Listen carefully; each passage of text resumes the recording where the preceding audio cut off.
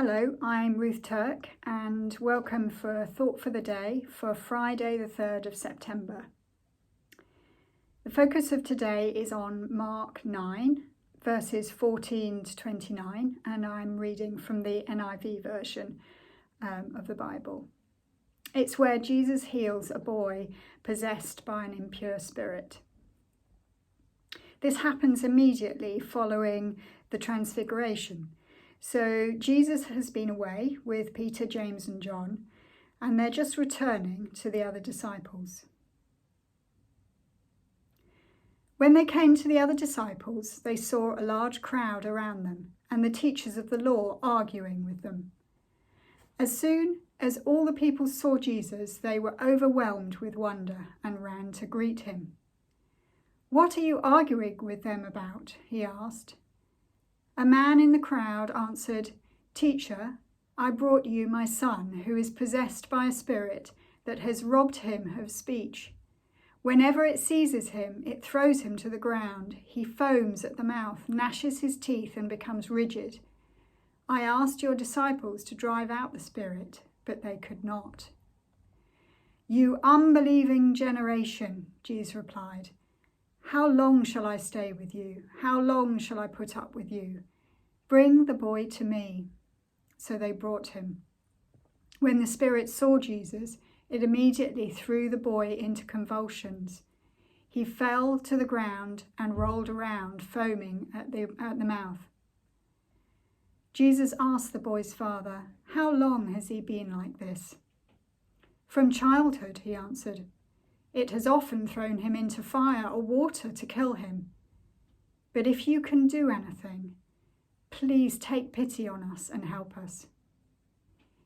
"If you can," said Jesus, "everything is possible for one who believes." Immediately the boy's father exclaimed, "I do believe. Help me overcome my unbelief." When Jesus saw that a crowd was running to the scene, he rebuked the impure spirit. "You deaf and mute spirit," he said, "I command you, come out of him and never enter him again." The spirit shrieked, convulsed him violently, and came out. The boy looked so much like a corpse that many said, "He's dead." But Jesus took him by the hand and lifted him to his feet, and he stood up. After Jesus had gone indoors, his disciples asked him privately, "Why couldn't we drive it out?" He replied, "This kind can come out only by prayer." I kind of feel sorry for the disciples.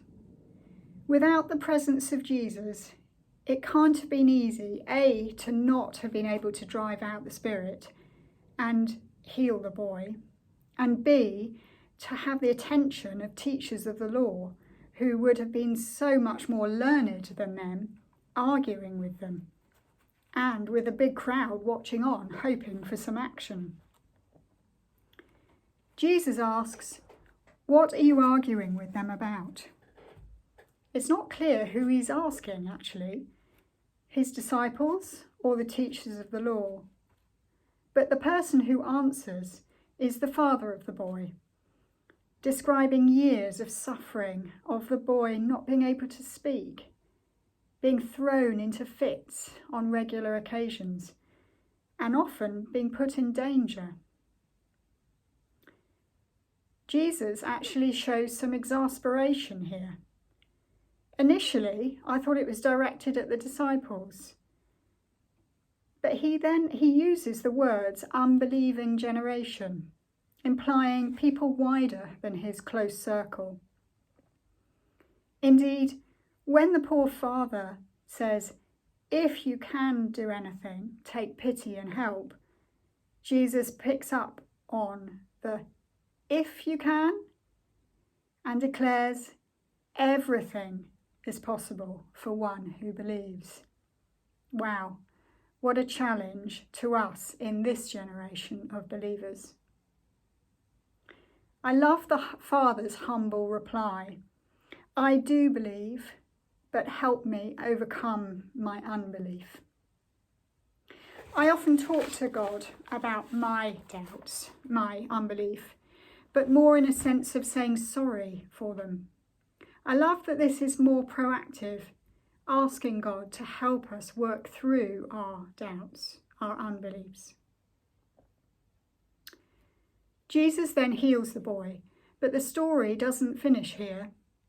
His disciples are able to, later on, in private, address the issue of them not being able to achieve the miracle. Jesus' answer suggests that although everything is possible, some miracles require action on our part. Prayer is what is needed. And actually, my version of the NIV says that some manuscripts say here prayer and fasting. This suggests action and some sacrifice on our part.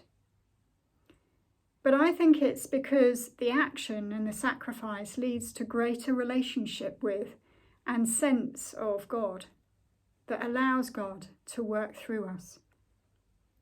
So, as we go about our day today, let us take time to talk to God, to ask Him for the little and the big miracles in our lives, trusting Him in His goodness and His graciousness, and asking for help working through our doubts. Have a good day.